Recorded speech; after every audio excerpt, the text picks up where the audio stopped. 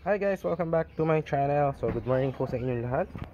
And for today's video guys is nag-maintenance tayo nitong ating bagong unit. Ito po siya, si Honda RS150. Yan. Sonic 150 yung tawag sa kanya sa ibang bansa. Yan. So napakaganda guys, napakakinis oh. Kita nyo naman. Ayan, oh. So ano siya, gagawin natin ngayon is i-maintenance natin siya. Yan, inaayos ko actually ngayon yung battery. Nagpalit tayo yung battery para one click push start. Yan. Yan yung mga iba natin mga motor. Yan.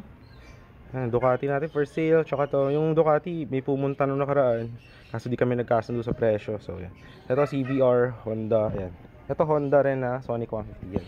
So di ko pa siya binibenta. I-maintenance ko muna siya. Yan, kita nyo naman. Bago pa yung sprocket. So i-change oil natin siya nitong Motul. Yan. Yan. So kailangan pogi, mahahaling malangis. Yan. Tapos ito yung Origo ORCR nya. Ayan, napakakinis guys ng unit. Ito, original ORCR. Ayan. Tapos ano pa ba yung ano nya?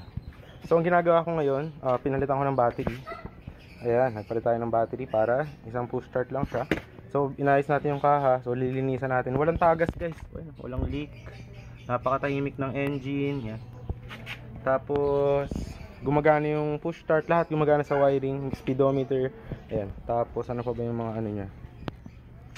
Stock pipe yan. Tapos ayan, ito. Yung kaha nya kinalas ko muna.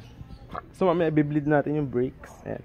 So hindi ko pa siya binebenta no, pero pag pinost ko to baka mawala rin agad kasi napakakinis na unit. Ang kinis niya no. Ito yung ano nya, cool radiator. Tingnan niyo naman, napaka wala siyang issue. Ayan. Palitan ko rin to ng coolant.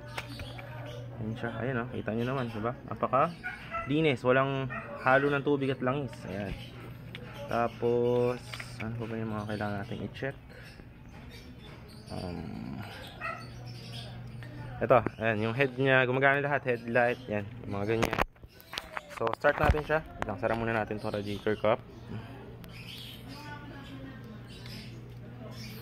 Yan, sara muna. Okay, so start natin. Yan, gumagana yung push start. Napakalakas. Ayan o, mahimik makina. Ayan, taklo ba natin yung tambucho? So walang kaingay-ingay. Ayan. So napakakinis ng unit guys. Na totoo lang. So ito siya. Ayan. Alright.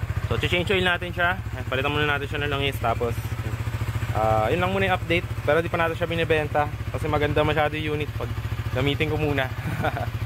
So, yun lang guys. Yung isa nating motor, nasa na? Ay, wala pala.